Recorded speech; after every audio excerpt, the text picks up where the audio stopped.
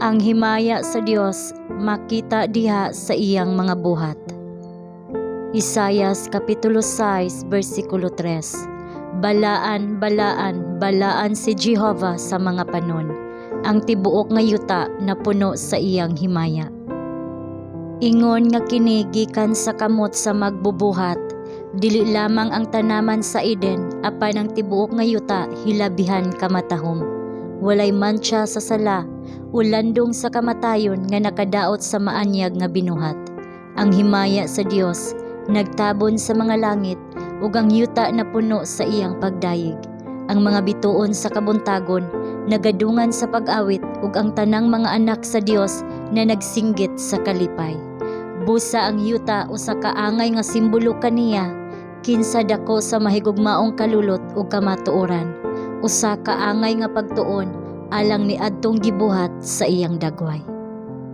Ang tanaman sa Eden maoy usa ka representasyon sa unsay gitinguha sa Dios nga mahimo sa tibok yuta, ug mao kini ang iyang katuyuan nga samtang ang tawhanong pamilya modaghan sa gidaghanon, sila kinahanglan nga magtukod og ubang mga panimalay ug mga eskwelahan sama sa usa nga iyang gihatag. Sa ingon niini, sa pagdagan sa panahon, ang tibuok yuta mahimo nga mapuno sa mga panimalay ug mga eskwelahan, din ang mga pulong ug mga buhat sa Dios kinahanglan pagatun-an, ug diin ang mga estudyante kinahanglan nga muhaom sa labaw pa ug mas hingpit nga pagpamalandong sa walay katapusan nga mga katuigan sa kahayag sa kahibalo sa iyang himaya. Sa dihang si Adan gikan sa kamot sa magbubuhat, siya nagdala sa iyang pisikal, mental ug espirituhanon nga kinaiya, usa ka pagkasama sa iyang magbubuhat.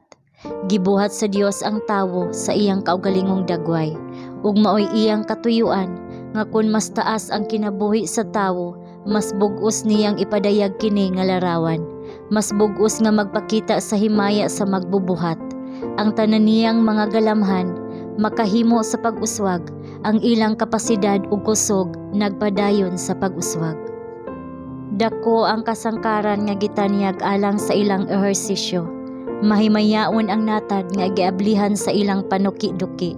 Ang mga misteryo sa makita nga universo, ang kahibulungang mga buhat niya nga hingpit sa kahibalo, nagdapit sa pagtuon sa tawo. Ang nawong sa nawong, kasing-kasing sa kasing-kasing nga pakig-uban sa iyang magbubuhat, maoy iyang taas nga pribilehiyo. Kung nagpabilin pa siya nga maunungon sa Dios, kining tanan maiya na unta hangtod sa kahangturan. Sa tibuok nga mga kapanahonan nga walay katapusan, magpadayon unta siya sa pagbaton og bag-ong mga bahandi sa kahibalo, sa pagdiskubre og labas nga mga tuboran sa kalipay, ug sa pag-angkon sa mas tin-aw apan mas klaro nga mga panghuna-huna sa kaalam, sa gahom ug sa gugma sa Dios.